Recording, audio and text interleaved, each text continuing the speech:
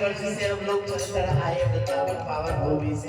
तो एक बार सीधे सीधे हाथ करके प्यारी भैया एक बार जोर से लंबे लंबे और क्या कहना है, लड्डू लड्डू की राधा राधा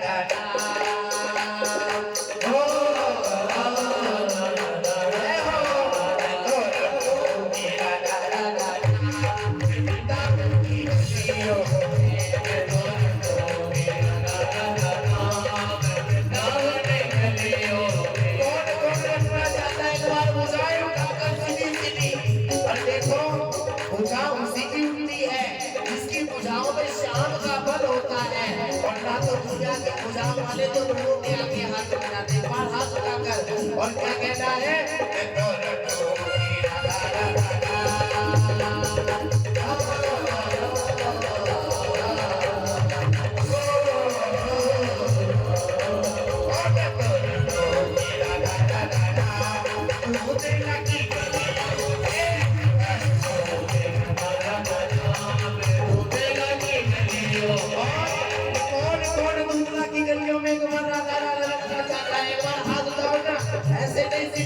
अरे भैया भैया गाय की सर्दी लग रही है, जब राधा नाम की पट्टी पहनी तो गाय की सर्दी लग रही, एक बार मंगाए उठाकर राधा राधा राधा राधा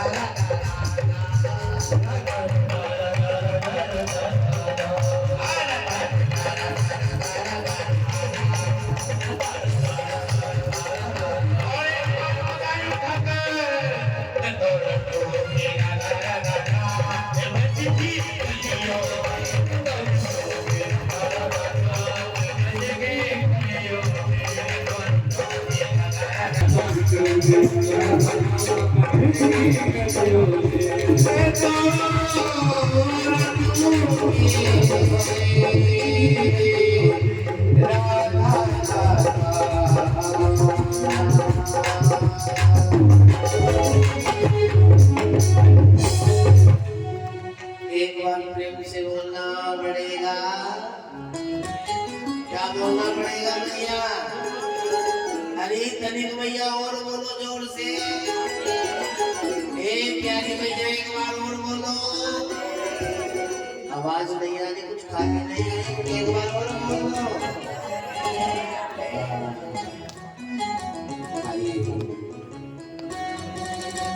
इस गांव की इस क्षेत्र में श्री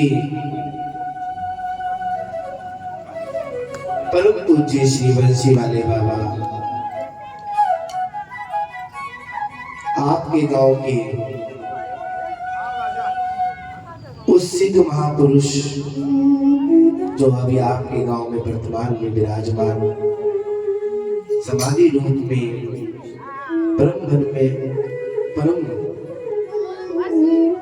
परम में लीन होने वाले उन सिद्ध महापुरुष गांव के राजा महाराजा खेड़ा देव और गांव के जितने भी अन्य तीर्थ हैं, मंदिर बने हुए हैं, अन्य माता स्थान, उन्हीं के चरणों में सबके नमन करते हुए बालक और अपनी श्यामा श्यामा जी के चरणों में बालक नमन करता हुआ परम श्री आज बड़ी पावन मय कथा कई जीवन बीत जाते हैं। माँ का पवित्र महीना और इस पवित्र महीने में आप लोग सभी श्रीमद् भागवत कथा का दिव्य दर्शन कर रहे हो। कई जन्मों के बाद कल हम लोग विचार कर रहे थे मास्टर जी से। मास्टर जी कह रहे थे हमें कि गुरुजी आपका कैसे इस गांव में परिचय हुआ, कैसे आप इस गांव में आए। हम लोग आए तो कहीं और, मगर कथा कहीं और हो गई। आए थे हम लोग गंगो, और गंगो में जो हमारे राइस मिल वाले उनसे मिलने आए थे, वो किसी वजह से बाहर निकल चुके थे। और थोड़ी देर बाद हमारा जो बेटा साउंड वाला रहता है हमारे साथ वाला, उसने कहा गुरुजी कोई आसपास गांव होगा, मैं चलता हूँ आपके साथ। वो लेकर आया इस गांव में। गांव के पहले हम शिव मंदिर पर गए। मंदिर पर कुछ लोग खड़े थे, उन्होंने बताया कि भाई आपको जगह तो एक ही जगह मिल सकती है, बड़े धार्मिक विचार, ऊंची कोटि के विचार के लोग हैं। आप स्वर्गीय मुन्ना फौजी जी के यहाँ चले जाओ, मुन्ना फौजी जी के यहाँ चले जाओ। और उनका इतना सौभाग्य है, वो स्थान एक ऐसी जगह पर है कि वहाँ बारात आदि सभी यहाँ पर रुकती है, और उनका गांव में किसी से भी भेड़ नहीं है। तो हम लोग आए तो हमें भैया मिले, इनके सुपुत्र, उनका नाम क्या, जेकी बेटे से मिले। पहले तो मैं उतरा नहीं गाड़ी में, सामने गाड़ी खड़ी थी, और जैसे इनका बेटा जेकी ने देखा गुरुजी आए हैं। अब कहते हैं ना, जो श्याम भक्त हो, कृष्ण भक्त हो, उनके ऊपर तेज प्रकाश एक अलग ही होता है। आज देखते कलश यात्रा में हम जा रहे थे तो लोग निकल कर देख रहे कि भाई कौन आए हैं सिद्ध महापुरुष आज हमारे गांव में। कई लोगों का तो विचार पलट गया होगा देखते ही कि आज खास हम भी कलश यात्रा में जाते। उनका सौभाग्य नहीं था कलश यात्रा में आने का, मगर वो फिर भी कहते कि भागवत जी की मात्र दर्शन से ही पाप का उद्धार हो जाता है हर व्यक्ति के। और आज हम लोग इसी गांव में हमारे पिता तुल्य मास्टर जी ने कहा कि गुरुजी जगह पड़ी है, बेटी की शादी है और अभी टाइम है, और बेटी की शादी से पहले भगवान की इच्छा ये है कि इस स्थान पर, इस गांव की उद्धार के लिए कथा होए। तो मेरा तो बड़ा सौभाग्य है, परम सौभाग्य है। एक तो सौभाग्य होता है और एक परम सौभाग्य होता है। अच्छा भैया, सौभाग्य भी जैसे मानो भगवान की भक्ति कर रहे तो आपका सौभाग्य है, मगर माँ यशोदा जो भक्ति कर रही है वो परम सौभाग्य है, क्योंकि माँ यशोदा स्वयं ठाकुर जी के साथ लीला कर रही है। हम तो उनकी विग्रह की सेवा कर रहे हैं तो हमारा सौभाग्य हो गया, मगर परम सौभाग्य का क्या मतलब होता है? जो स्वयं भगवान के सम्मुख जाकर उनकी सेवा करे, तो इनका सौभाग्य है। क्योंकि भैया ब्रजवासी आए हैं, और ब्रजवासी तो छोड़ो महाराज जी, ब्रज की एक कण भी तुम्हारे गांव में कई स्थान पर लग जावे तो कई कई कोटि कोटि जन्म जन्म के पाप भी उद्धार हो जाते हैं। ऐसी ब्रज पावन भूमि जो स्वयं भगवान का वैकुंठ निज घर है। अच्छा, आपको स्वर्ग सबको मिल सकता है प्यारे, मगर वैकुंठ नहीं मिल सकता है। स्वर्ग पाने के लिए तो दान कर लो, पुण्य करो, भोजन आदि करा लो, मगर भगवान का वैकुंठ पाने के लिए जब तक कि कोई ब्रजवासी तुम्हारे घर में ना आ जावे और उस ब्रजवासी के हाथ से तुम्हारा मंगल ना हो जावे, तब तक कि वैकुंठ नहीं मिल सकता है। क्योंकि भगवान भी श्री कृष्ण स्वयं ब्रजवासियों के आधीन है। मैया यशोदा के देखो, एक ऐसी एक माँ यशोदा हुई जो कन्हैया को मार भी रही है और वो लाड भी कर रही है। ऐसे परम श्यामा श्यामा जी की कथा का दर्शन कर रहे हैं, और वो भी कौन से महीने में बैठकर? जिस महीने में आप एक कण भी दान देते हो तो वो 1.25 कुंटल कण दान हो जाता है। माँ का महीना, लोग माँ का महीना नहाते भी, मुझे तो पता नहीं आपके गांव में कोई नहा रहा है नहीं नहा रहा। न तो सुबह ही शीतल जल से तारों की छांव में माघ का महल स्नान करते हैं, और स्नान आदि कर कर इस वो भी ऐसे में दान पुण्य हो रहा है। कथा सुन रहे हो, अच्छा दान देना कोई धन का नहीं होता है क्या? दान देना होता है अपने समय का भी दान दे रहे हो। धन से कोई भगवान को नहीं खरीदा जा सकता, अपने भाव से, हर चीज से। मगर एक गांव का थोड़ा सा दुर्भाग्य भी हो गया, वो मैं कहते हुए मुझे कोई शर्म की बात नहीं है। इतनी सुंदर कलश यात्रा निकली, कोई हमारे लिए कोई थी कलश यात्रा, ये आपके ही पितृ नेमी के लिए कलश यात्रा थी। कई कई लोग बेचारे प्रयाग को गया जी जाकर, हरिद्वार जाकर पिंडदान भरते हैं, इसके लिए अपने पितृ सुख शांति के लिए।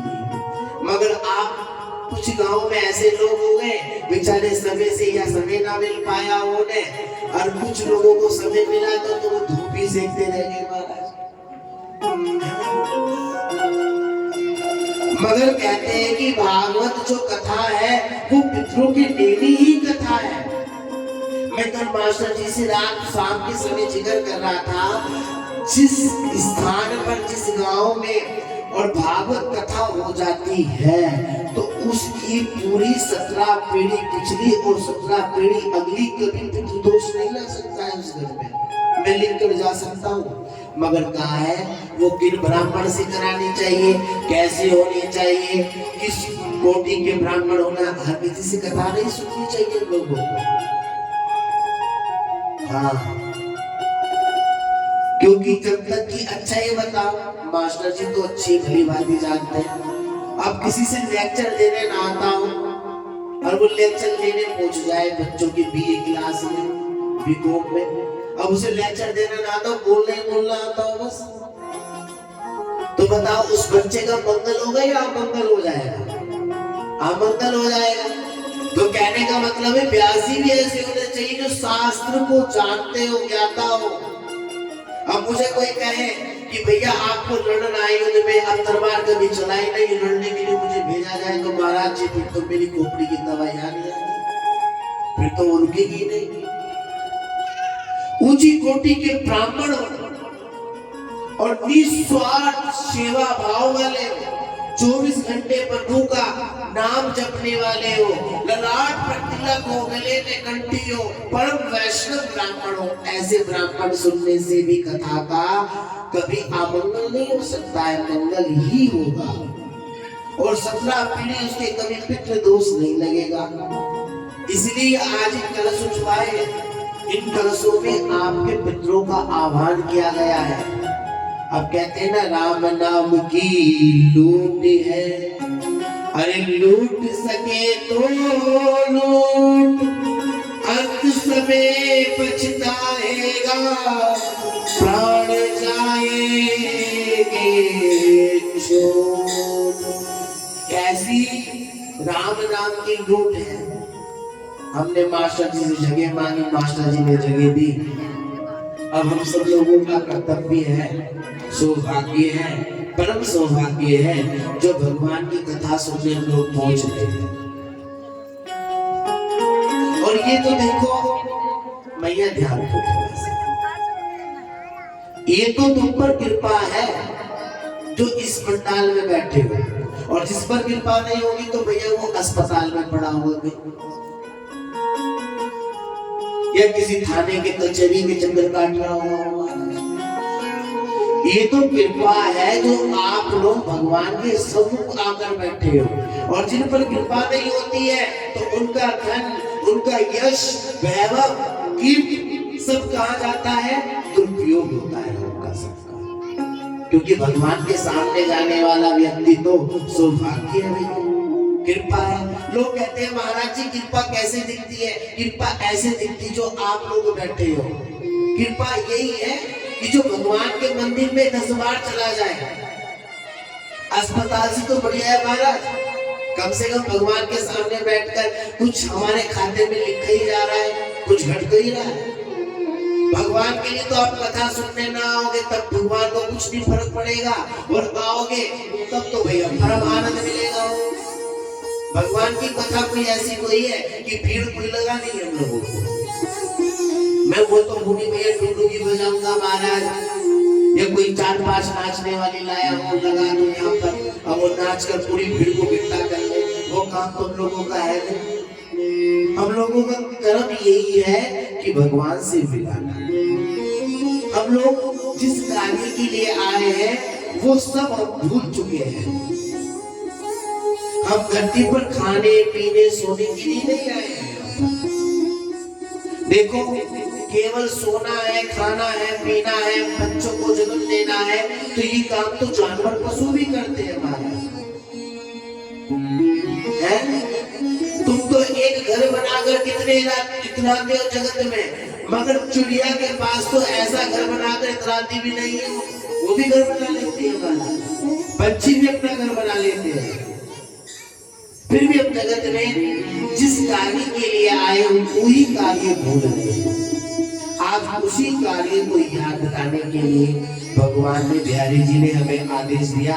देखो ना तुम गाते नाम गाते, मगर ये है कि तुम्हारा मेरा रिश्ता कुछ पुराना था। कहते हैं ना, जब माँ बाप जब बच्चे भटक जाते हैं तो माँ बाप सिखाते हैं, और जब माँ बाप भटक जाते हैं तो स्वयं उनका पुत्र, चाहे ये जरूरी नहीं है कि जन्म लेकर ही पुत्र बना जाए। जन्म लेने वाले से बड़ा पुत्र कौन है? जो धर्म के मार्ग पे चला है। आज भगवान ने कहा, अरे पागल, तेरी कुछ मैया बैठी है, कुछ पिताजी बैठे हैं, और तू उस गांव में जाना। उन्होंने आदेश किया तब हम यहाँ पर आए। ना तो यहाँ पर हम लोग कथा इस क्षेत्र में काफी कर चुके हैं। मैं बता रहा था, गिरवा भी रहा था गाँव की कहानी करी, विद्या वाली भी बैठी, उन्हें भी पता।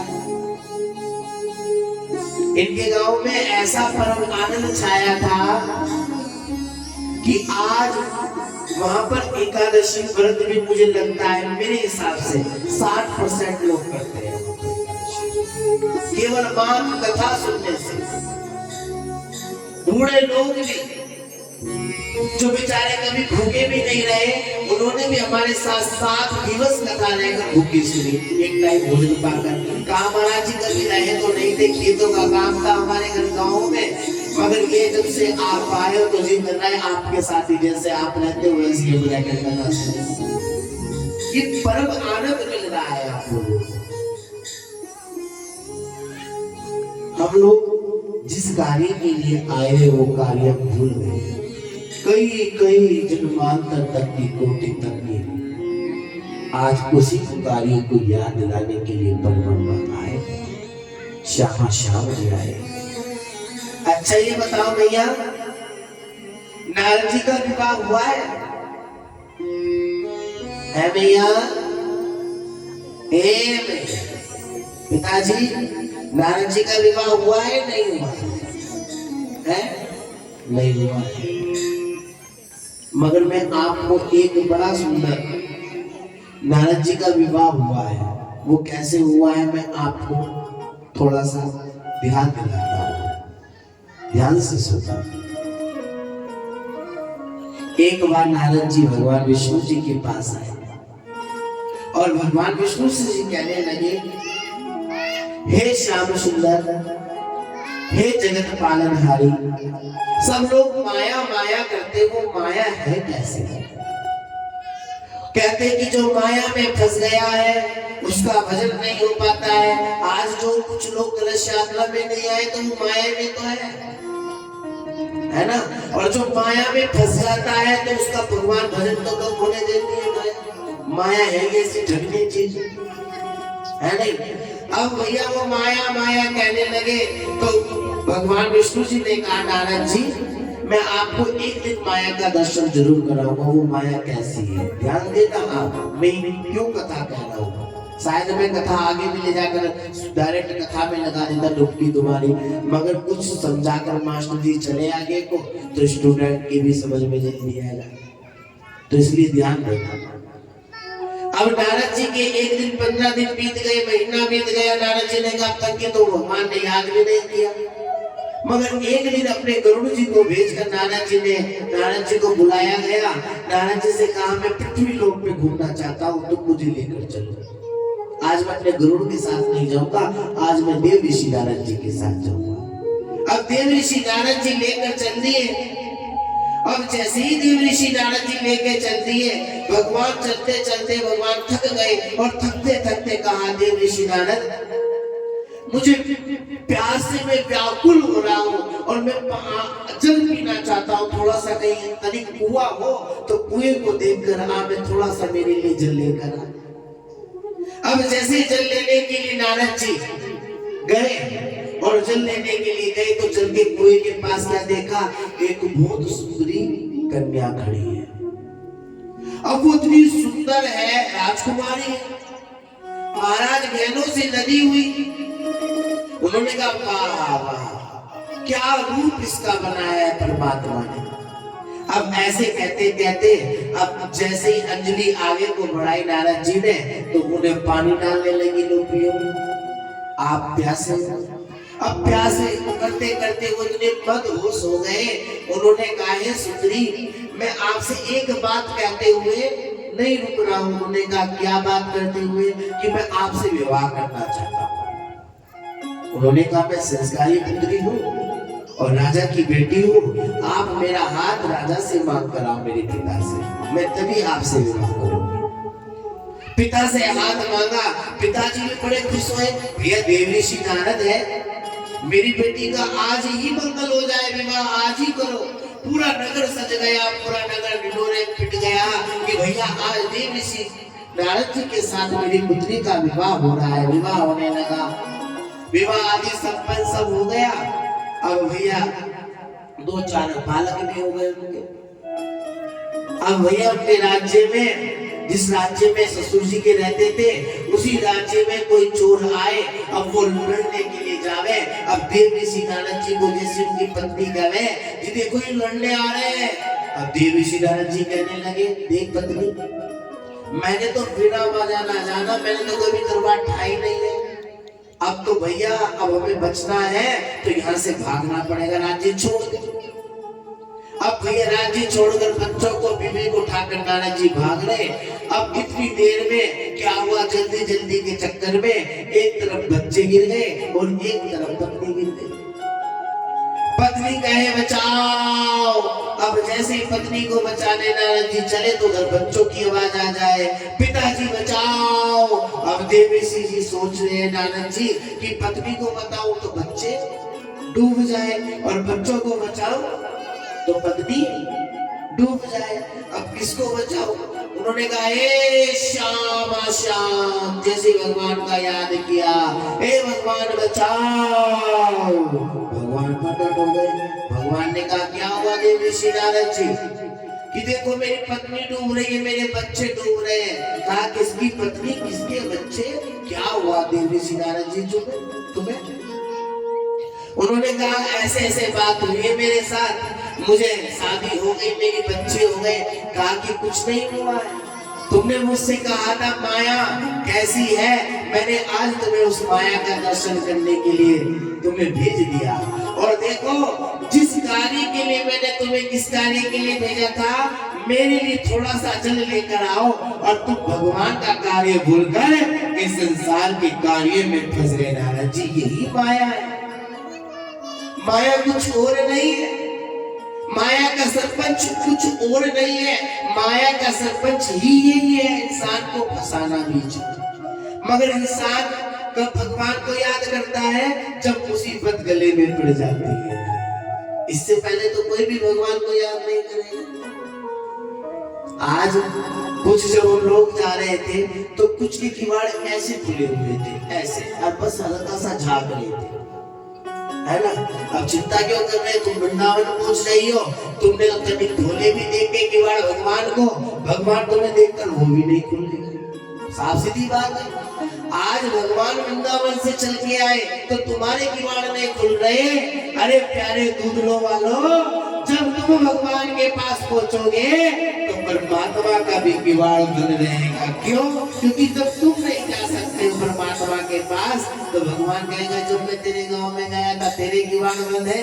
कई लोगों के दर्शन नहीं होते बिहारी जी के जाकर, कहीं कैसे बिहारी जी का धक्का लग गया, वो समझ लो ऐसी व्यक्ति जिन्हें दर्शन नहीं हो पा रहे भगवान के।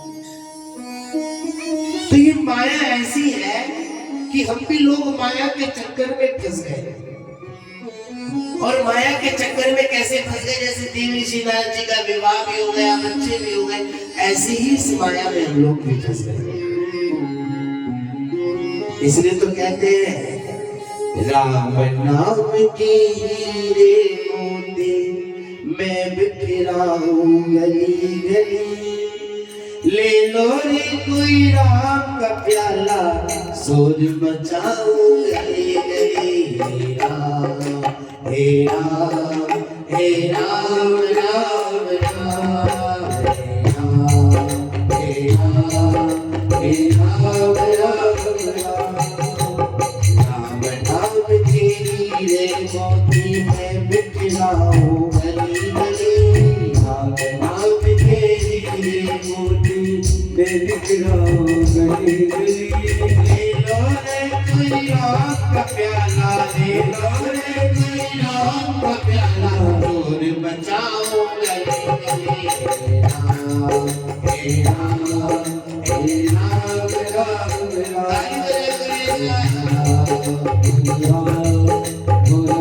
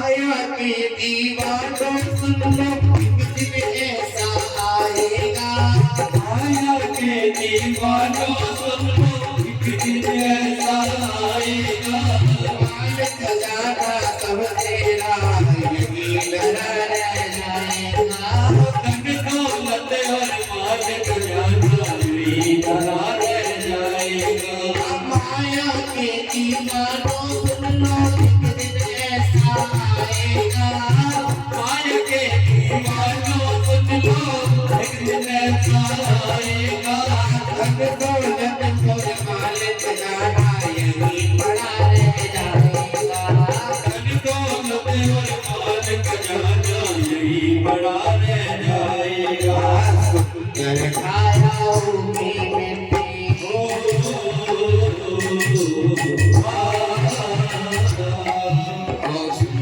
काया मिट्टी होगी मिलता होगी गली में सुंदर काया मिट्टी होगी मिलता होगी गली में अरे ले लो रे कोई राम का प्यारा सुर बताओ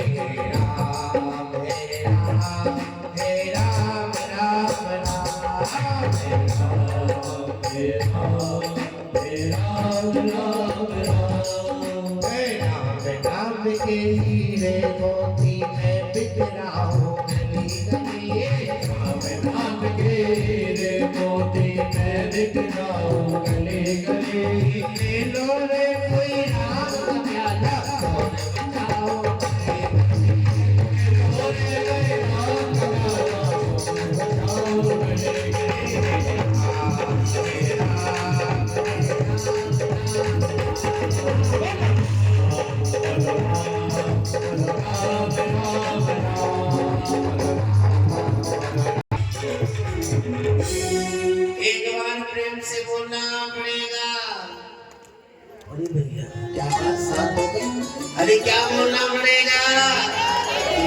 अरे कंजूस एक बार और बोलो।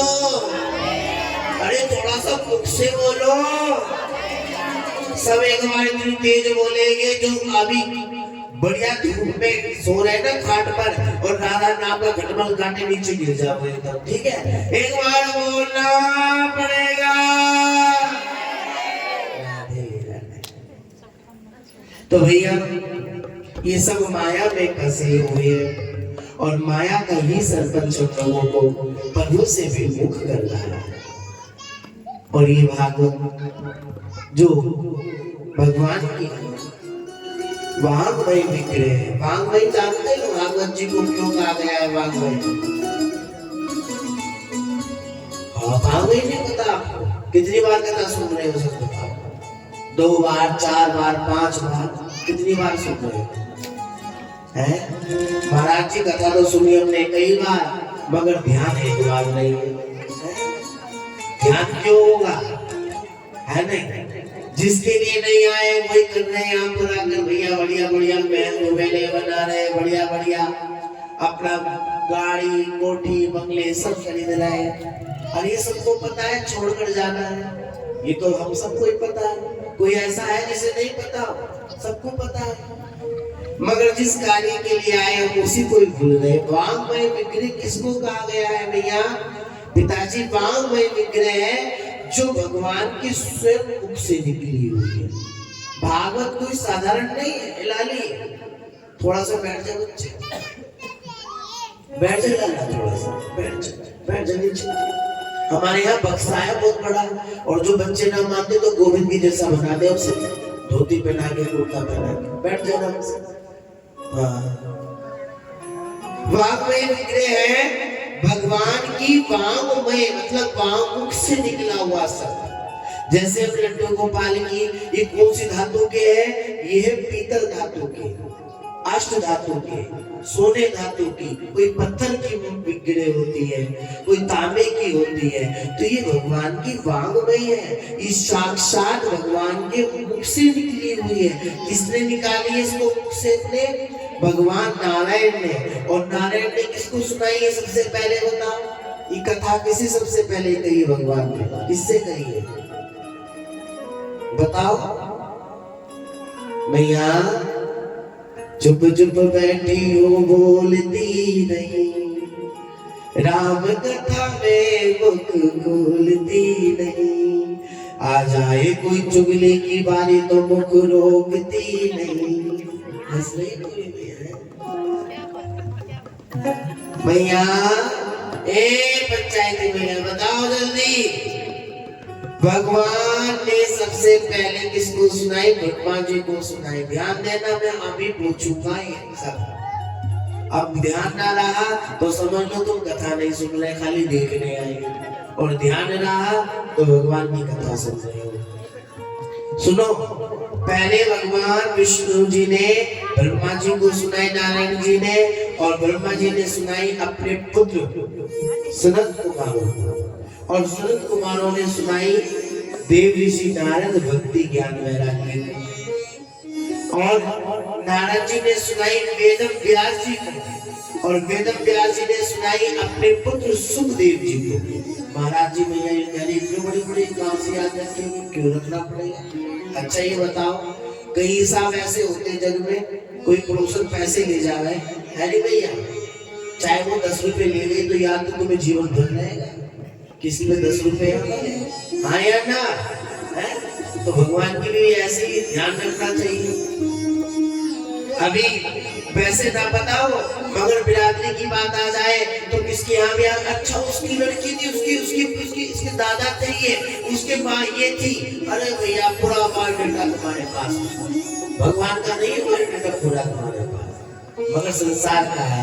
संसार का बायोडाटा मत रखो अपने पास। संसार का बायोडाटा रखने वाले ना दुखी रहते हैं महाराज। टेंशन डिप्रेशन बिल्कुल चले जाते हैं लोग, भाग जाते हैं। क्योंकि संसार में सब आपको अच्छा हम लोगों ने क्या करा है जग में? कोई अंधा हो, ध्यान देना, कोई अंधा हो और अंधा लेकर वो लाठी चलता हो, अब उसे भगवान कृपा करके उसे आंख मिल जाए तो वो सबसे पहले साथ किसका छोड़ता है बताओ? लाठी का छोड़ता है। जिसने उसे चलना सिखाया, उसे उस स्थिति में खड़ा होने सिखाया, और वही अंधा सबसे पहले उसी लाठी का साथ छोड़ देगा क्योंकि उसे नैन मिल गए हैं। तो कहने का मतलब है दूसरा वालों, जिस भगवान ने तुम्हें जग में भेजा और भेजते ही तुमने भी भगवान का साथ अपने पीछे से ही चुरा डाला। उस परमात्मा को भूल गए कि जिसने हमें जग में आकर खड़ा किया, उस माता पिता को भूल गए, हमारे इंसान को भूलते जा रहे। इसलिए तो कहता हूँ संसार की बातों पर ध्यान मत रखा करो। संसार की बातों पे ध्यान रखने वाला व्यक्ति अच्छा नहीं होता है। अच्छा किसी ने मुझसे ये कहा, ध्यान देना, महाराज जी सिग्नेचर और नेचर कोई बदल नहीं सकता है किसी का जैसा नेचर होगा वो उसको वैसे ही नेचर रहेगा, और जिसके सिग्नेचर जैसे होंगे वो वैसे ही रहेंगे, उसके बदल नहीं सकते। मैंने अच्छा कहा महाराज जी सच बता रहा हूँ, कोई किसी का नेचर और सिग्नेचर नहीं बदल सकता है। मैंने कहा भैया तुम गलत बोल रही हो, नेचर भी बदल जाता है और सिग्नेचर भी बदल जाते हैं। कहने कैसे महाराज जी? मैंने कहा जब उंगली में चोट लग जाए तो सिग्नेचर बदल जाते हैं, और जब दिल में चोट लग जाए तो नेचर भी बदल जाते हैं। क्यों? कहने का मतलब नहीं समझे मेरी बात कहाँ कह रहा हूँ। जब संसार में दुख मिल जाता है ना तो हम भी उस संसार से परे हो जाते हैं। हर इंसान को उसी स्थिति में देखकर ही बदल जाना ही चाहिए अपने को। अब भैया ध्यान रखना, बताओ पहले के नारायण जी ने किसे सुनाई सबसे पहले कथा? कौन बताएगा? लाली बता। किसे सुनाई? ब्रह्मा जी को। और ब्रह्मा जी ने किसे सुनाई? अपने पुत्र सनत कुमारों को। सनत कुमार कितने? 4 सनत कुमार। और सनत कुमारों ने किसको सुनाई? नारद जी भक्ति और ज्ञान वैराग्य को सुनाई। वो अभी आप लोग श्रवण पाठ करोगे आगे चलकर। नारद जी ने किसे सुनाई? वेद व्यास जी को सुनाई। और वेद व्यास जी ने किसे सुनाई? अपने पुत्र सुखदेव जी को सुनाई। और सुखदेव जी ने किसे सुनाई? राजा परीक्षित को कथा सुनाई। कहां पर सुनाई? सुखतारक तीर्थ में बैठकर। ये सुख तीर्थ कहां पर है? मुजफ्फरनगर जिले में। आज उसी भगवान की वांगमय विग्रह का दर्शन कर रहे हैं हम लोग। और भगवान की वांगमय विग्रह भगवान के मुख से निकला हुआ प्रत्येक शब्द है, इसको किसी ने लिखा नहीं है। ये स्वयं अपने में कितने प्राण है हमारे यहाँ? 18 प्राण, 4 वेद और 6 शास्त्र है जगत में, मगर सबका आसार क्या है? श्रीमद्भागवत कथा। अरे कथा कहाँ सबसे पहले किसने क्यों कहा गया है? आइए वो जानते हैं। सोनार के ऋषिगण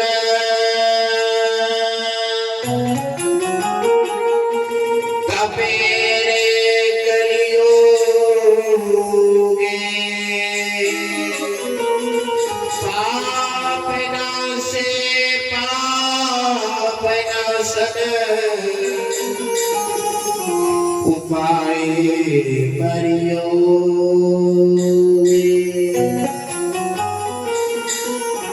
88,000 सोनादिक ऋषि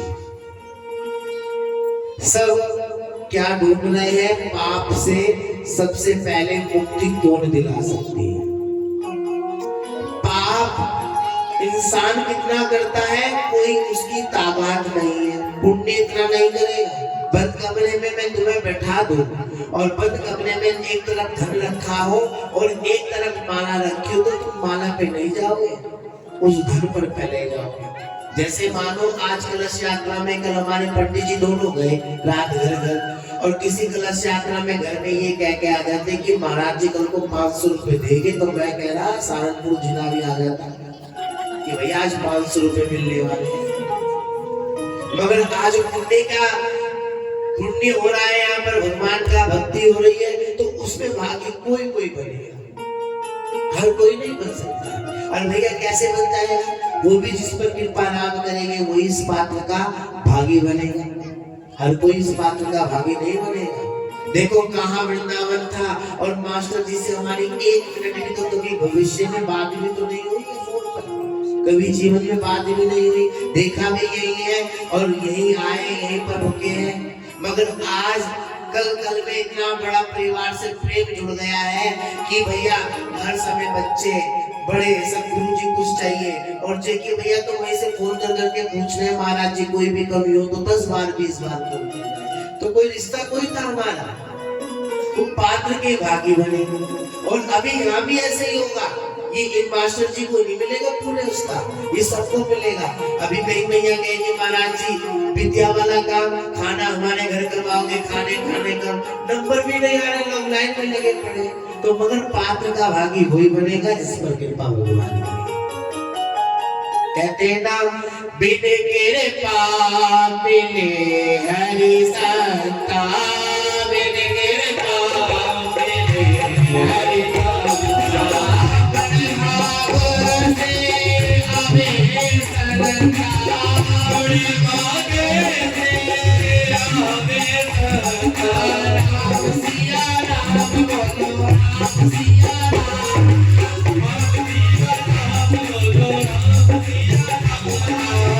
बिन कृपा मिले हरि संता, बिन कृपा मिले हरि संता। हरि कृपा करी कब मिले संता, हरि कृपा करी कब मिले संता। राधे श्याम बोलो, राधे श्याम, राधे श्याम बोलो, राधे श्याम। सीताराम बोलो, सीताराम, सीताराम बोलो, सीताराम, सीताराम बोलो, सीताराम, सीताराम बोलो, सीताराम। राधे श्याम बोलो, राधे श्याम, राधे श्याम बोलो,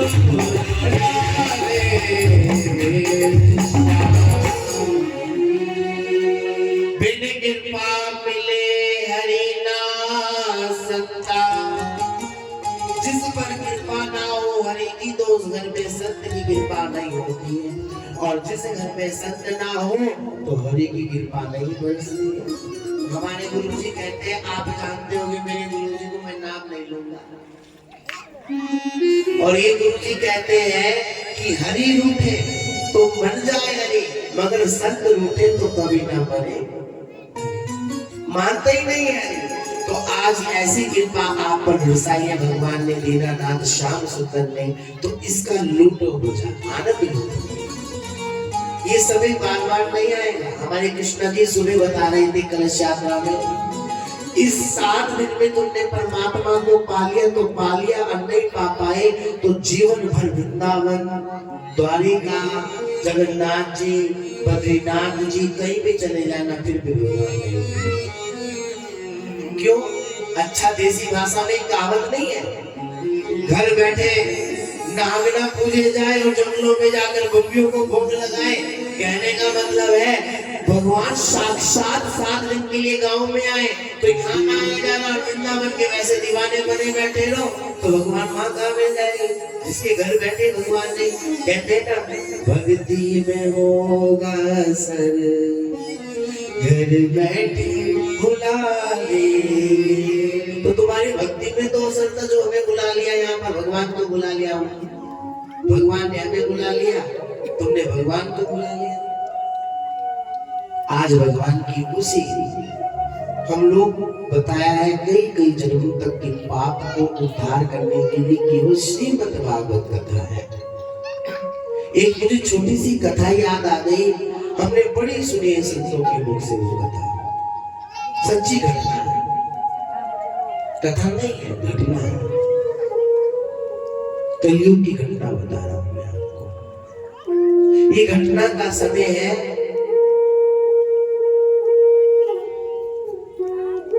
मुंबई की, महाराष्ट्र की साइड की घटना है, ध्यान देना। महाराष्ट्र में एक गांव है, उसका नाम है पूना। ये नहीं कि इनका पूना फौजी को देख के बोल रहा हूं मैं, कभी तुम सोच रहे हो। हाँ, तुम्हारा दिमाग ना 10 घोड़ों से भी ज्यादा तेज भागे। तो मैं तुम्हारे दिमाग को पढ़ लूं, मैं यहाँ बैठा था, कलश वाली मैया कहने लगी थी पूछ नहीं, यूं तो नहीं करना, यूं तो नहीं करना। मैंने कहा देख तो कहीं दे कृष्णा, जो भी कुछ शंका हो तो पूछ लियो, कोई दिक्कत नहीं है। अरे मेरी भैया एक बात बताओ, तुम टूटे फूटे भी तुमसे कोई अपराध भी बन गया, मगर तुम मंदिर जा रहे हो ना, तो उस अपराध के भी क्षमा भगवान ही कर रहा है। भक्ति में कोई अच्छा, भक्ति में किसकी जरूरत पड़ती है बताओ? बताओ भैया, भक्ति में भाव की जरूरत है, और भाव ना हो तो कुछ भी नहीं। सब खेल भाव का है, और भाव जैसे मन में आया तो खंबे में भी नृसिंहदेव आए। भाव जैसा आया तो मीराबाई के भी विष के प्याले में अमृत बन गया। भाव का ही खेल है। भाव आया तो सबरी के घर में नाम किया गए। भाव आया तो द्रौपदी को भी चीर बढ़ाकर भगवान ने बचा लिया। भाव का ही खेल है।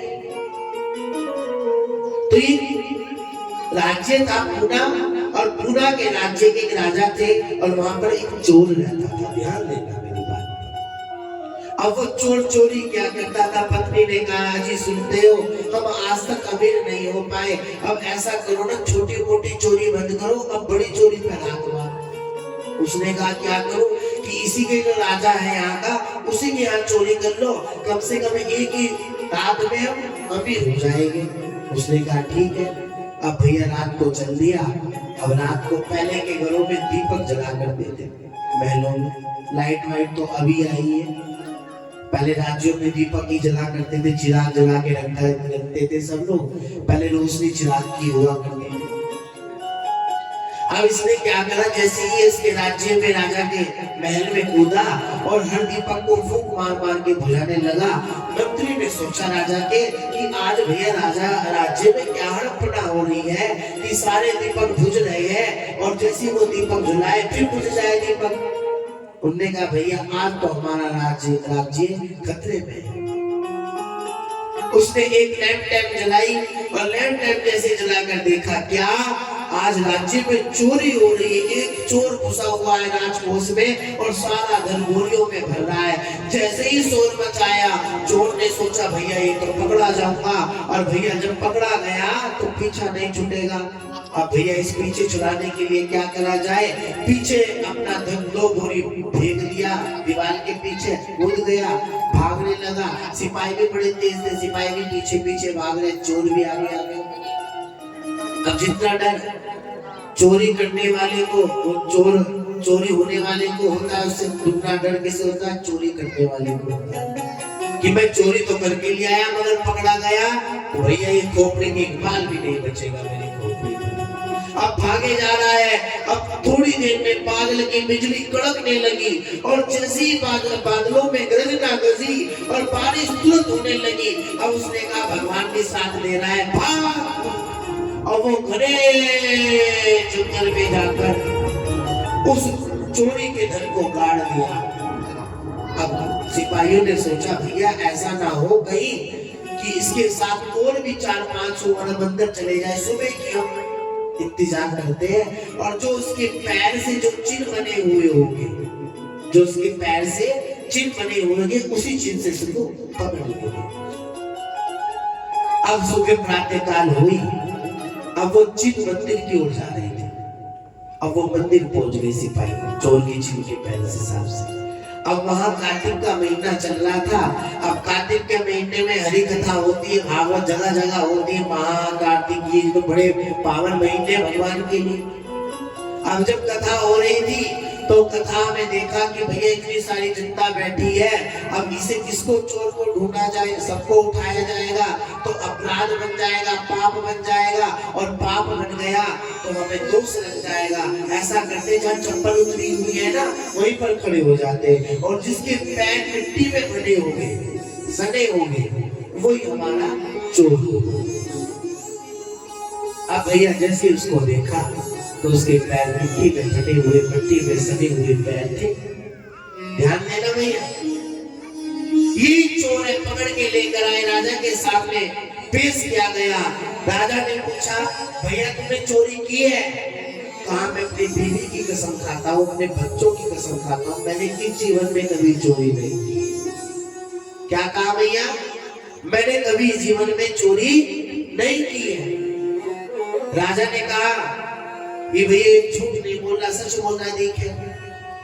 सिपाही ने कहा महाराज जी इनकी चोरों के लिए तो बच्चे भी कुछ नहीं होते, चाहे कितनी भी चोरी कर ले।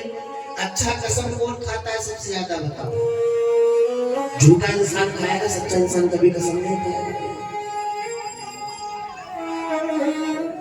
हाँ, ये ध्यान रखना है। वैसे झूठे इंसान बार बार भगवान की कसम, मम्मी की कसम, पापा की कसम, फिर ही आ रहे मारता चला जा महाराज। हर बात में मम्मी कसम, भगवान कसम, पिता की कसम। सच्चा इंसान कभी नहीं। क्यों?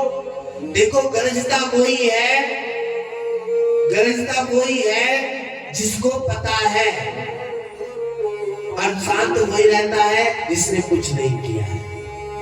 भड़कता वही है।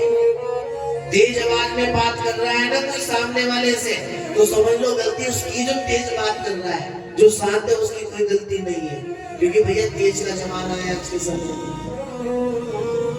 उसने कहा सिपाही राजा जी, इसके लिए कसम तो कोई मायने नहीं है। उनने कहा कि अच्छा, चलो मैं अपने गुरुजी को बुला लूं। और अच्छा बताओ, पहले चोरी हुआ करती थी, कैसे पता चलता था? ये तो पुलिस होकर भी चोरी नहीं हो रही। पहले के समय में चोरी नहीं।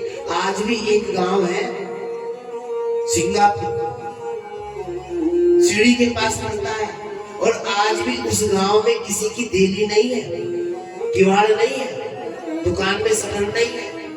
आज भी उस जगह पर एक बड़ा कोई श्राप साधु का लगा हुआ था कि इस गांव में कोई भी चोरी करेगा तो वो अंधा हो जाएगा। और आज भी उस गांव में कोई चोरी करता है तो वो वहीं का वहीं घूमकर अंधा होकर फिरता रहता है, उसे रास्ता नहीं मिलता। ऐसे पहले सच्चे संत थे, जैसे बंसी वाले बाबा, जिन्होंने यमुना जी से स्वयं घी निकाला।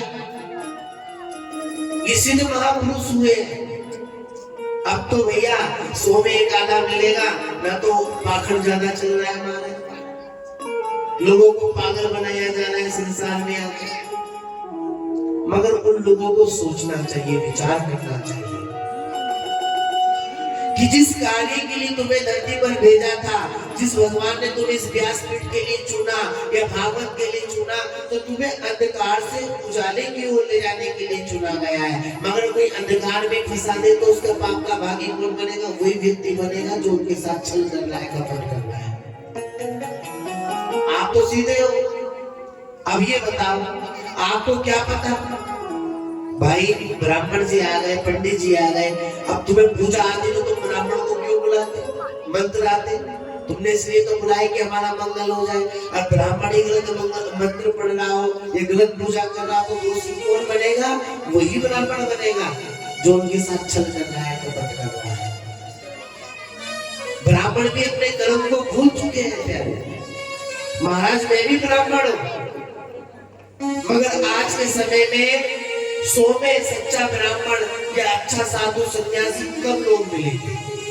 अब भैया जी क्या हुआ, ध्यान देना, मैं क्या कह रहा हूँ और एक घटना बता रहा हूँ, कोई मैं आपको कथा नहीं लिखी हुई बता रहा हूँ। उन्होंने अपने गुरुजी को बुलाया और गुरुजी ने एक बड़ी सुंदर लोहे की सरिया ली और लोहे की सरिया को तपाया, खूब घने तक तपाया। अब जब वो तपती रही, वो पूरी लाल हो गई, सुर्ख हो गई। उसने कहा ये सरिया वही व्यक्ति उठाना जिसने जीवन में पाप ना किया। भैया कई लोग पीछे हो गए जिन्होंने पाप किया है, कई लोग उठाए नहीं सरिये को। राजा जी ने कहा गुरुजी शायद भूल चूक में मुझसे भी कोई पाप बन गया, कभी मेरा हाथ ही जल जाए। तुमने तो कोई पाप नहीं किया, अगर तुम ही ठाकर इसके हाथ में दे दो, चोर के हाथ। अब जैसे ही वो सरिया गुरुजी ने उठाई तो गुरुजी के हाथ में कुछ हुआ ही नहीं, क्योंकि गुरुजी ने कभी पाप किया ही नहीं। पाप तो हर व्यक्ति से होता है। वैसे पाप सड़क पे चलते हुए सबसे पहला पाप होता है, कितने जीव जंतु पक्षी मरते हैं पैरों के नीचे आकर, वो भी पाप है। पानी भरते हुए भी पाप होता है, झाड़ू लगाते हुए भी पाप होता है। मगर संत पाप से विमुक्त क्यों है, परे क्यों है? क्योंकि वो उस पाप के लिए निरंतर भजन करते रहते हैं। सीताराम राधे श्याम, सीताराम राधे श्याम, सीताराम राधे श्याम। महाराज जी कहते नहीं है कि नाम जाप आपके अंदर हो ना और निरंतर नाम जाप करने वाले हो तो कोई भी पूरे ब्रह्मांड की शक्ति ऐसे नहीं है, जैसे सूरज की कोई मजाल नहीं है कि वो अपनी इच्छा से जगत में अंधकार कर दे, ऐसे ही किसी की कोई मजाल नहीं है पूरे ब्रह्मांड में कि जो तुम्हारा नाम जाप करते हुए तुम्हारा नष्ट कर दे, तुम्हें कोई नहीं कर सकता है। महाराज जी के 22-25 साल से किडनी नहीं है, मगर नाम जाप से वो किडनी की, क्या आज के समय में दवाई खाकर भी लोग मर रहे हैं, मगर महाराज जी के तो देखो जीवन में कैसी 22-25 साल से 2 दिनचर्या तुम्हारी नहीं, वो महाराज जी की है, 2 रोटी खानी। तो भैया अब वो जैसे ही सरिया उसके हाथ में दी जा रही है, राजा को फिर तरस आया, राजा को फिर दया आई। राजा ने फिर पूछा कि भैया तेरे हाथ ना जल जाए, तुम बता दे ना, सच सच बता। चोर ने कहा आप बिल्कुल भी कुछ ये मत सोचो कि मैं झूठ बोल रहा हूँ, मैं सच बोल रहा हूँ, मैंने इस जीवन में चोरी नहीं की। उन्होंने कहा जीवन में चोरी नहीं की। गुरु जी ने जैसे ही वो सरिया उसके हाथ में रखी और वो सरिया जैसे उसके हाथ में रखती हुई सारी लाल सुरख सरिया शांत हो गई और शांत होकर एक फूल बनकर गुलाब का खड़ी हो गई। गुरु जी ने कहा ये तो मुझसे भी ज्यादा पुण्य करने वाला व्यक्ति है, इसने पाप नहीं किया जीवन में।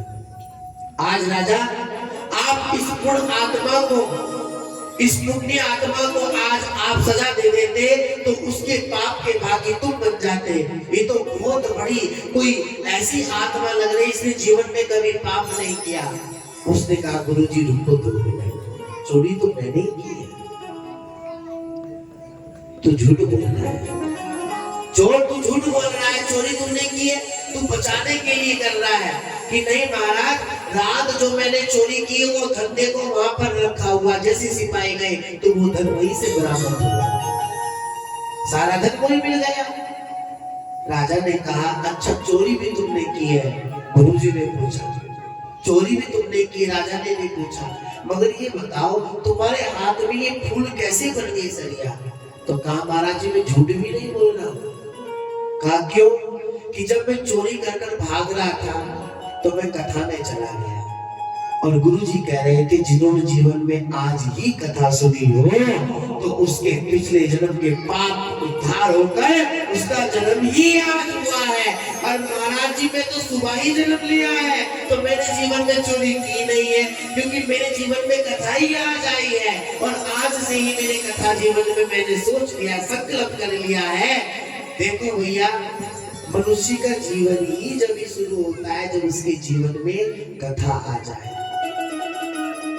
एक भैया कह तो रही थी कथा तो मैंने कई बार सुन ली, कृष्णा जी ने कहा भैया कथा तो कई बार सुनी, पाप क्या तूने कभी नहीं किया? कथा तो जितनी बार तू सुनेगी उतनी बार तेरा जीवन मिलेगा, तुझको उतना ही जीवन मिलेगा, कई कई जन्मांतर तक की। तो भागवत तो क्या चीज है?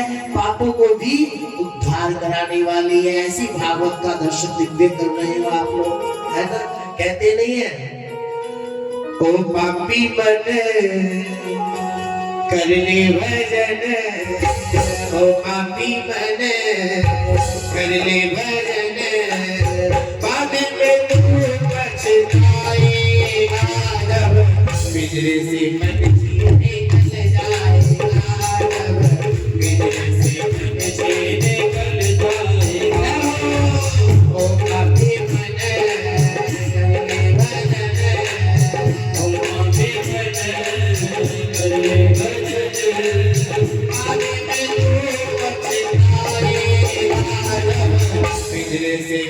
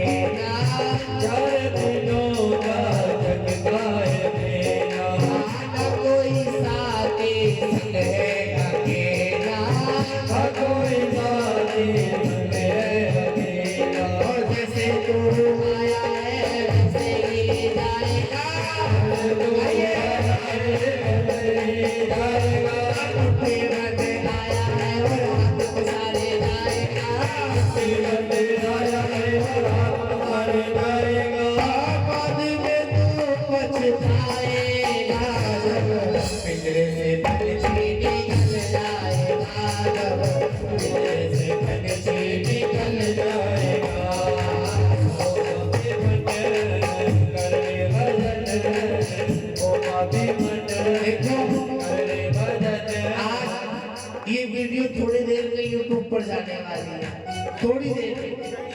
यहाँ से विश्राम करते ही ये एकदम अपलोड हो जाएगी और इस वीडियो को गांव दूध ला, आज तुम्हें सारा संसार अपने घर बैठे देखेगा, है ना। तो भैया मेरी नाम ना कटवा दो कि महाराज जी बहुत से गांव में बोल रहे हैं, इसलिए एक बार लंबी लंबी बजाएं उठाकर सीधे सीधे और 1 2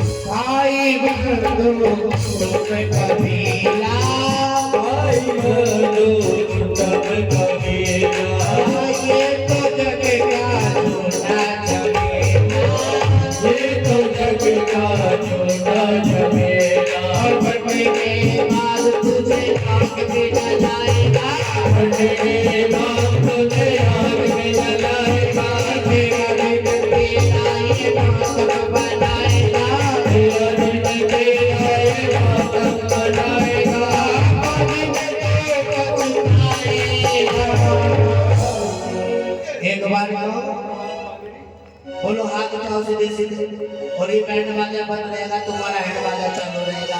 ओ पापी बन ओ बाद में तू पछताएगा जब दिल से बदची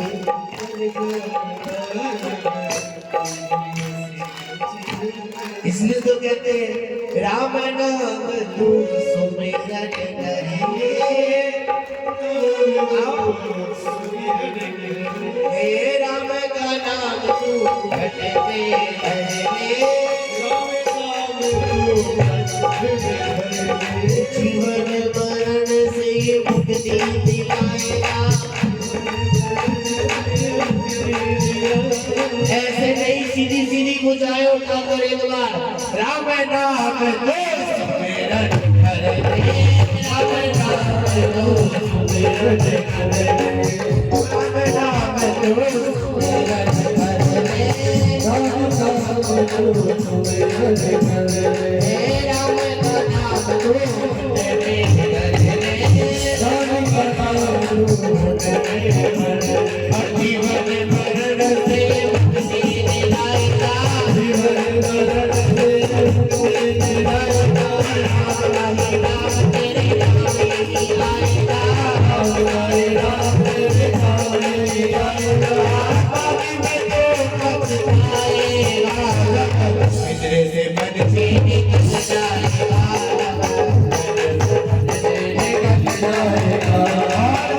हम लोगों को क्या रखना है, क्या स्मरण करना है, हाथ उठाकर अरे भैया ढालो, देखो फिर कभी कुछ नहीं मिलेगा और जो कहोगे वही पाओगे। एक बार हाथ उठाकर सिया राम सिया राम सिया राम सिया राम सिया राम सिया राम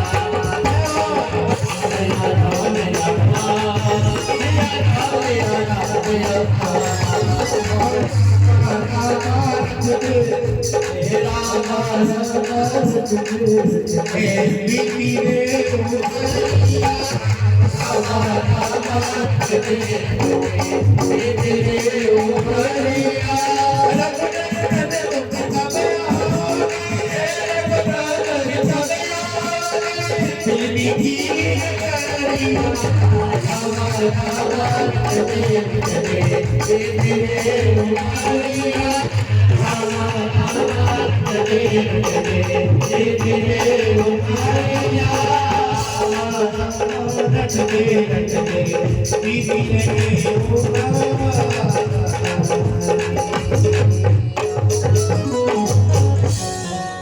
बार प्रेम से बोलना पड़ेगा। हाथ उठा के पास एक बहुत बड़ा जोड़ है जिसमें पानी तालाब बोलते हैं। अब उस तालाब में कोई डूब रहा हो, अब तुम्हें कैसे पता चलेगा कौन डूब रहा है कौन नहीं? जब तक कि वो ये नहीं कहेगा भैया बचाओ। तो प्यारे कहने का मतलब है इस कलयुग के विभव सागर में हम सब लोग डूब रहे हैं। जब तक कि बार बार नहीं बोलोगे हाँ तो भगवान कैसे आएंगे तुम्हें बचाने? इसीलिए अच्छा कथा समझ में आ रही है सबको? है भैया आ रही है? अब तुम देखो, अब जो लेट आई है 2-4 महीने क्यों लेट आई है? कल से ध्यान देना, कल से ठीक 1 बजे से लेकर और 4:30 बजे तक की विश्राम कर दिया करेगी। क्योंकि सर्दी का समय है, आप लोगों को गौ माता की सेवा करते हैं, कोई भैंस माता की भी सेवा करता है। भैंस माता भी वो भी दूध ही पिला रही है अपने बाल से, है नहीं? तो उनकी सेवा कर रहे हो आप लोग, तो वो भी बहुत जरूरी है। तो किसी का दूध धोने का समय 5 बजे हो जाता है और आज के 5 बजे पे थोड़ा सा, मगर कहते हैं कि कल तो सकट हो गया, दिन सटक गया है। अब दिन बड़े होने लग जाए, कहते ना आ गया सकट और कई दिन सटक। अब भैया तो दिन भी बढ़ने लगे हैं, मगर ये समय हमने आपके लिए रखा है 1 बजे से 4:30 बजे तक विश्राम हो जाएगी दिन कथा। तो कल से भैया 11:45 बजे तक के अपना काम विराम दे देंगे। देखो काम तो कभी निपटेगा ही नहीं, किसी का निपट जाएगा कभी नहीं निपटेगा। अब शादी किसी के हो तो भैया टाइम निकाल के जावे, कोई खाली तो है ना कर। ये तो फिर भी परमात्मा की कथा हो रही, टाइम निकाल के आओ। जब तुम समय निकाल के भगवान के पास जाओगे तो भगवान भी समय निकाल कर। अच्छा ये बताओ, हम लोगों को जगत में कितने लोगों को पालना है? किसी के घर में 4 होंगे, किसी घर में 5 होंगे, मगर हमारे यहाँ तो 12-13 तो ही नहीं है। ये तो उनके घर में मियाँ की देन है ना। हम तो पहले हमारे एक नारा था कि हम दो हमारे दो, अब तो ये कह रहे हैं हम दो हमारा ये है ना। इसीलिए तो हिंदुओं का वो हो रहे भैया, आगे कहाँ जा रहे हैं? धर्म खतरे में क्यों है? खतरे में ये एक ही लड़ने वाला हो जाएगा और उसे कुछ हो गया तो भैया माँ कहाँ जाएगी? इसलिए एक को भी सवार के रखे। इसलिए कहता हूँ भैया कम से कम 4-5 तो होनी चाहिए तुम्हारे। एक लड़ने चला गया तो एक खेत, हाँ पहले ऐसे हुआ करता था, एक खेती का काम किया करता था और एक लड़का नौकरी पे चला जाया करता था। पहले बड़ी प्रेम थी, अब तो भैया कहाँ है। मगर मैं कहता हूँ कि भैया आप लोगों को भी अपना समय निकाल कर इस धर्मों के, आपको किसी को 4 जने पालने, किसी को 5, मगर भगवान को तो जगत का पालन करना है। जब तुम पे 2-4 जनों में मिलकर समय नहीं मिल रहा है तो परमात्मा कैसे घर आ जाएगा तुम्हारे? उसे भी तो समय चाहिए, वो तो तुमसे ज्यादा बिजी है। तुम्हें तो यही पता है कि रोटी किसके लिए बनानी है, तुमने सुबह खाई शाम की फिर चिंता हो जाती है क्या बनाए, मगर परमात्मा को तो हर किसी की चिंता है।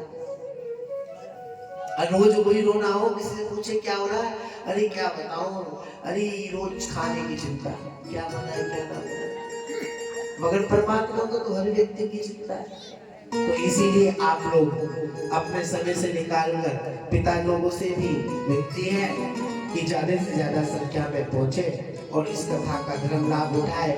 ना जाने हम कहाँ होंगे, ना जाने तुम कहाँ होंगे। इसीलिए भैया ये भगवान ने हमें यहाँ भेजा है तो उसका लाभ भरपूर लो, थोड़ा सा भी नहीं। मैं एक बात कहती हूँ, सुन नहीं करता, नाचने वाली आ जाती तो देखते तुम, ये तो बेचारे कुछ भक्ति वाले पिताजी बैठे ना, तो भैया जैसा भी होता, मुंह में दांत ना होते, पेट में आग ना होते, वो भी लाठी लेकर चलता कि देखियो कम से कम है ना, मगर ये धर्म का काम है। हाँ उनके यहाँ हो जाता कुछ, अभी मुसलमान हो गया, सारे मुसलमान एक जगह हो जाते हैं।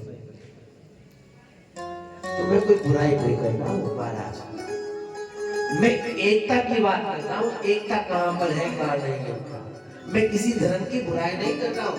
उनके धर्म में एकता है, विश्वास है, प्रेम है, और हमारे धर्म में तो टांग खींचने वाले सो है महाराज, है नहीं? तो इसीलिए टांग खींचते खींचते रहते हमारे धर्म में। तो वो लोग कहते हैं ना, वो एक आपने सुना है, अब हमारे धर्म को खतरा है। हमारे धर्म को किसी मुसलमान से, किसी ईसाई से नहीं खतरा है, हमारे धर्म को हिंदू से ही खतरा है। ना उन्होंने हमें कल रोका था, ना वो आज रोकेगी पूजा करने के लिए, क्योंकि भैया हमारे यहाँ तो भाईचारा। मगर क्या कहते हैं, जो भाईचारे के बीच में कुर्सी चाहता है वही जाकर लड़ाई करा रहा है महाराज।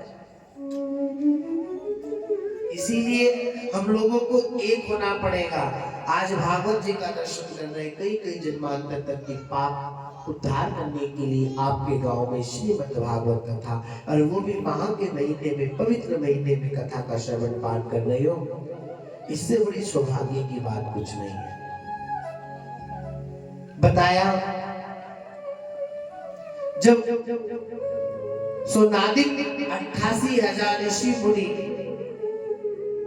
के पास पृथ्वी महारानी रोती हुई आई, हाय मुझे बचाओ, मुझे बचाओ, मुझे बचाओ। पृथ्वी महारानी किसका रूप है? गाय का। जब जब हमारे इस धरा पर पाप होता है तो पृथ्वी महारानी रोती है, खूब रोती है, जैसे आज हो रहा है। आज हर जगह, हर कोने पर, हर इसी धरा पर हम लोग पाप कर रहे हैं, और इतना पाप हमारे धरा पर हो रहा है कि आज तक आप लोग कह रहे हो ना कि 2025 अच्छा नहीं आया, सन सब अच्छे, दिन सब अच्छे हैं, मगर ये इस दिन को, सन को खराब करने वाले भी हम तुम ही लोग हैं, कोई और नहीं है। कभी पंजाब में सुना था पानी आया है? नहीं सुना था। अब के पंजाब में भी पानी ने अपना रूप दिखाया है। क्यों? क्योंकि पाप हो रहा है। कई जीव खा रहे लोग मार के, कई बच्चों की जिंदगी दुष्कर्म करके नाश कर रहे हैं बेटियों की। अरे यहाँ तक भी सीमित था, किसी बच्चों के साथ दुष्कर्म किया जाया करते थे, मगर कलयुग का मानव तो इतना बिगड़ गया है कि पशुओं को भी दुष्कर्म करने के लिए नहीं छोड़ रहा है। कई जगह गायों के साथ दुष्कर्म कर रहे हैं कुछ लोग, पुरुष लोग। आपने वीडियो भी देखी होगी मेरे से ज्यादा। इतना कलयुग का लोग पाप करने लगे हैं कि पाप की बढ़ती चलती चली एकदम छा रही है। और जबकि कलयुग अभी बूढ़ा नहीं हुआ है, कलयुग केवल अभी बच्चा है, और बच्चे ने इस युग में इतने पाप करा रहा है मनुष्य से कि जहां देखो। कभी सुना था तुमने भविष्य में कि इतने सारे प्लेन में बैठकर भी ग्रेस हो गए? सारी टेक्निक जितनी भी थी सब उनके पास थी, मगर कोई इसका पता नहीं लगाया पाया कब वो खत्म हुआ। क्या वो फजूल सा क्या खत्म हुआ था उसका? 30-35 आदमी की मृत्यु नहीं हुई है, 300-400 आदमी की एक साथ मृत्यु हो रही है इस युग में। क्यों? क्योंकि पाप बढ़ रहा है, छल हो रहा है, कपट हो रहा है। घरों में से लोगों ने अपने माता पिता को बाहर कर दिया है। जिस माता पिता को पूछते थे लोग, आज उन्हीं को रोटी देखने के लिए उसकी तरफ वो देखकर देखना पड़ा। जिस माँ ने एक बार 10 बच्चों को एक चौका बर्तन कर पाल दिया हो, उन 10 बच्चों से आज एक के समय में एक माँ नहीं पल रही है। इतना पाप हो रहा है। भाई बहन का रिश्ता ऐसे पवित्र कर दिया, पवित्र रिश्ते को नष्ट कर दिया है। अच्छा गांव में जितने भी होते हैं ना, ये सब सीमा होती है। इसका सिर्फ आपको खेड़ा महाराज बैठा है महाराज, मगर आज भी पुराने लोग इस दूधला गांव से लेकर कोई गंगो बारात दोबारा जाए और इसी दूधला की बेटी गंगो में ब्याही हो और उसी की घर बारात आई हो उसके आसपास, तो आज भी पुराने लोग उसकी मिलाई करते कि हमारे गांव की बेटी है, चाहे 10 रुपए लेकर आए। मगर आज की युवा पीढ़ियों ने क्या कर लिया है, घर धोरे के धोरे हैं, पर चक्कर वही चल रहा है महाराज। इतना पाप बढ़ गया है, माँ बाप की सीमा को लांघ गए हैं महाराज, उस खेड़े की सीमा को लांघ गए दुष्कर्म करने के चक्कर में। ऐसा कलयुग का प्रभाव पड़ रहा है। और जब से पढ़ाई ज्यादा बढ़ी है ना, तो लड़ाई शुरू हो गई है। पहले पढ़ाई करती, संस्कार ज्यादा, आज उसी चक्कर में पृथ्वी महारानी ढूंढ रही है, तड़प रही है। पापों पापे कलयुग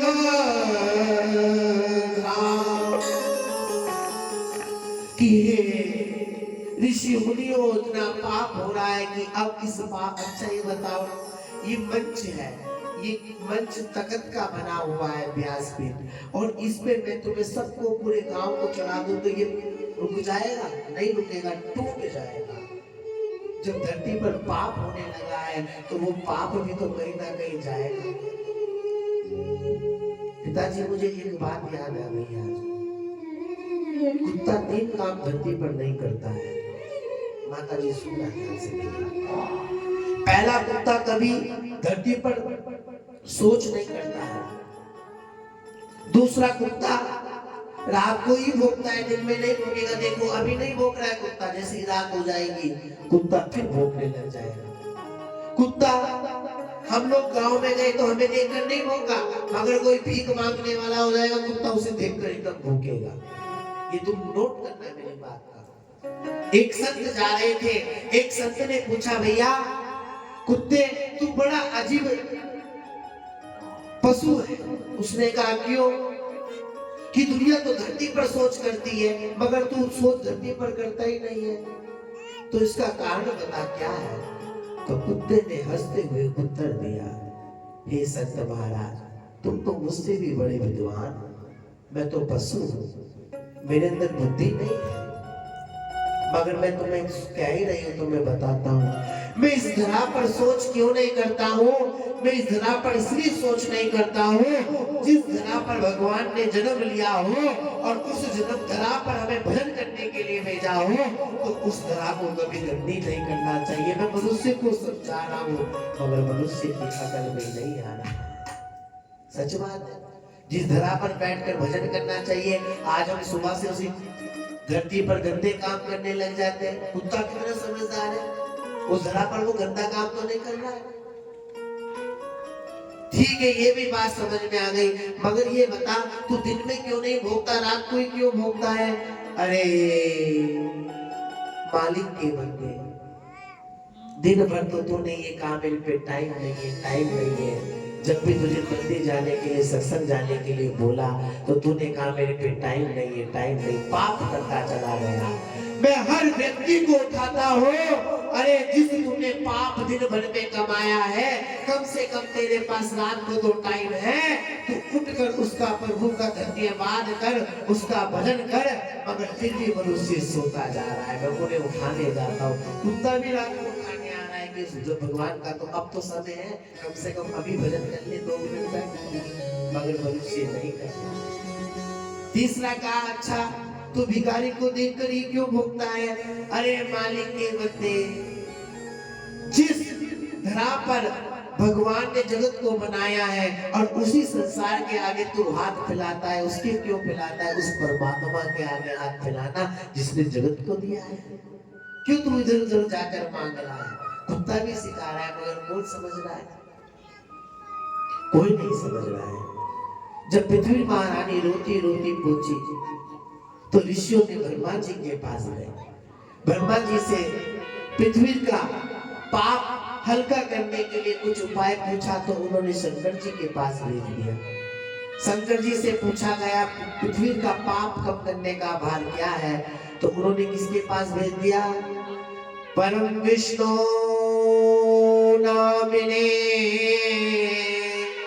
भगवान विष्णु के पास भेज दिया। और भगवान विष्णु ने कहा, आज देव सब ऋषि मुनि कैसे आना हुआ कि धरती पर पाप हो रहा है, और उस पाप से निवारण करने के लिए कुछ उपाय बताओ। तभी भगवान विष्णु जी ने अपना सुदर्शन चक्र छोड़ दिया। ये जिस धरा पर जाकर रुकेगा वही तुम्हें इसका उपाय बताएगी। और वो चक्र कहाँ रुका? नेमिषारणाय तीर्थ सीतापुर उत्तर प्रदेश लखनऊ भूमि चक्र तीरथ। नेमी माने क्या होती है? नेमी माने संस्कृत में कील को बोलते थे। और शरण जो जाकर बढ़ जाए, ये कहाँ रुका है? सीतापुर लखनऊ उत्तर प्रदेश। गए हो नेमी शरण? कोई मैया गई है नेमी शरण? पिताजी गए कोई नेमी शरण है? महाराज बहुत बड़ा तीर्थ है वो, और उस तीर्थ पे जाना चाहिए। नेमिषारण आपने सुना होगा, जितनी भी कथा शुरू होती है वो कहाँ से होती है? सत्यनारायण की एक नेमिषारण में बैठकर सूत जी से पूछा गया। इस सारी कथा का जहाँ भगवान का सुदर्शन चक्र रुका उसको नेमिषारण तीर्थ कहा गया। आज उसी तीर्थ पे जाकर सोनादिक 88,000 जी ने जाकर यज्ञ किया, और यज्ञ करने के बाद क्या हुआ? यगम तारतेर, और सभी जाकर प्रार्थना करने लगे। और प्रार्थना कर रहे क्या? श्री कृष्ण गोविंद हरे मुरारी, हे नाथ नारायण वासुदेव। श्री कृष्ण गोविंद हरे मुरारी, हे नाथ नारायण वासुदेव। राधे राधे राधे राधे राधे राधे राधे राधे राधे राधे राधे राधे राधे। हे नाथ नारायण वासुदेव, हे नाथ नारायण वासुदेव, हे नाथ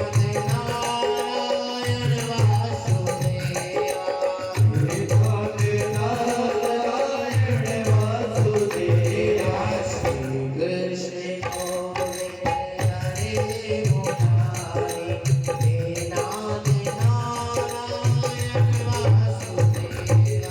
श्री कृष्ण गोविंद हरे मुरारी।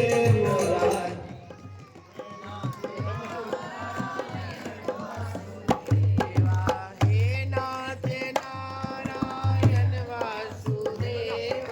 एक बार प्रेम से बोलना पड़ेगा। ऐसा करके बिल्कुल डंडे हो गए घर पे तुम्हारे, सबसे लाठी तो होगी। जब भी महाराज जी कह रहे तो धर दियो मेरे सिर पे महाराज जी, और क्या? यही होगा। जब तुम नहीं बोल रहे हो बार बार, एक बार और बोल दो। सोनादिक 88,000 ऋषियों जी ने क्या करा? प्रार्थना की। किसको भुलाने के लिए? जब जब होए धर्म की हानि, जब जब होए धर्म की हानि, तब तब प्रभु रूप में आए, तब तब प्रभु रूप में आए। राम सिया राम बोलो, राम सिया राम, राम सिया राम बोलो, राम सिया राम, राम सिया राम बोलो, राम सिया राम, राम सिया राम बोलो, राम सिया राम। एक बार और बोलना पड़ेगा। आंसू जैसे ही ये तो भैया एक बिटिया 10 बेटों के समान है। बहुत तेज फुर्ती है इस बेटी के अंदर। और हमारे बच्चे तो यूं कह रहे आंसू भैया कहाँ है, कहते ही ना दीदी ना बहन, वो तो भैया ही कह रहे हैं। तो सबने अच्छा ये बताओ, जब घर में मुसीबत आ जाए तो किसको याद किया जाता है? भगवान को। तो सुख में क्यों नहीं करते हो? हैं? सुख तो हमने लाए और दुख भगवान ने दिया है। ये मनुष्य की बड़ी दुख की बात है। अच्छा ये बताओ, तुम डॉक्टर के यहाँ रोज जाते हो, वैसे ही, मतलब वैसे नहीं कह रहा हूँ, कभी तुम कुछ उल्टा सोचो। डॉक्टर तुम्हारा खास मित्र हो, सखा हो, दोस्त हो, हैं? अब तुम्हारे उससे संबंध अच्छे हो, सारा खेल संबंध का होता है। तो ये बताओ, डॉक्टर तुम्हारे एक फोन पे दौड़ कर आ जाएगा, नहीं आ जाएगा? हाँ या ना? है? अब ये बताओ, कहने का मतलब है जब भगवान से संबंध अच्छे होंगे तो भगवान के यहाँ। अच्छा ये बताओ, सारी बात छोड़ो, मैं तुम्हें घुमा फिरा के क्यों समझाऊं, सीधा सीधा समझा दो। मैं या कोई तुम्हारा रिश्तेदार साल में एक बार आ जाता हूँ जब लेने का समय होता हो, और पूरे साल तुम्हें आकर पूछता ना हो। तुम 2 साल दे सकते हो, 3 साल दे सकते हो उसे पैसे, मगर चौथे साल आगा तो क्या कहोगे? तो वैसे तो आता नहीं, और बस एक साल में एक ही बार आता जब लेने का नंबर हो। पूरे साल तेरी खबर भी नहीं है कहाँ है कहाँ नहीं। अब मत आना मेरे घर, कोई जरूरत नहीं तुझे मेरे घर आने की। डांटोगे नहीं डांटोगे? तो ये बताओ, तुम भी हफ्ते में एक ही बार मंदिर जा रहे हो तो भगवान को तो कहेगा, हैं? वैसे दिखता नहीं, पूरे हफ्ते गायब रहे, और जहाँ लगा सोमवार तो घंटा बज जाएगा। रोज जाना चाहिए मंदिर, सत्संग रोज जाना चाहिए भगवान के। आज सोनाली 88,000 ऋषियों ने प्रार्थना की, और तभी प्रार्थना कर कर कौन प्रकट हो गए? बोले सूत जी महाराज की जय। सूत जी प्रकट हुए, और सूत जी जैसे प्रकट हुए, सूत जी से सबने ऊंचा आसन दिया। ऊंचा आसन लेकर उनकी व्यासपीठ बनाई, और व्यासपीठ बनाते ही सूत जी ने क्या कहा? सच्चिदानंद स्वरूपाय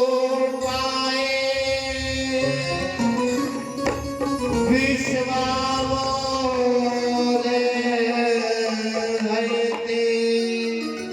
तंत्र विनाशाय श्री कृष्णाय वयम् नमः।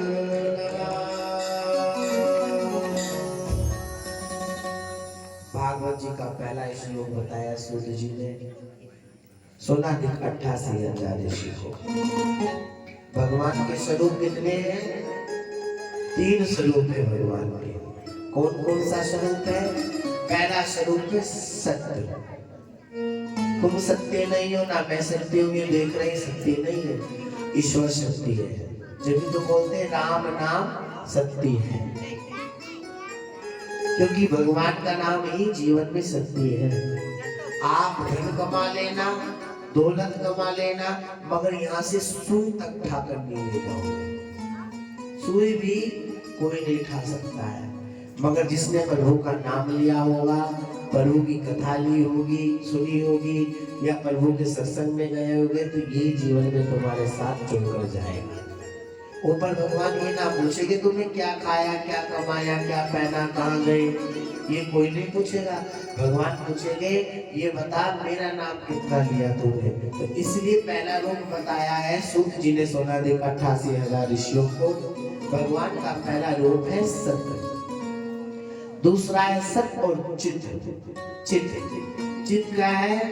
अपने मन को कहाँ रखना चाहिए? भगवान के चरणों में रखना चाहिए। और तीसरा रूप बताया है आनंद। आनंद कहाँ मिल रहा है? कथा में मिल रहा है। घर जाकर आनंद नहीं आएगा हमारा। घर में तो वही भगोना आ जाएगा, कुकर आ जाएगा, सब्जी आ जाएगी। ये 3 घंटे तो अभी आज तो 3 घंटे में नहीं, आज तो थोड़ा विलंब हो गया है हम लोगों को। प्रथम दिन था, कलश यात्रा निकली, और कलश यात्रा निकल के आज मैं अपनी वाणी को भी, इस कथा को ये विराम दूंगा। मगर मैं तुम्हें कुछ समझाकर थोड़ा सा, कुछ समझाने में टाइम लगेगा। मुझे लाइट का डर रहता है, कहीं लाइट ना भाग जाए।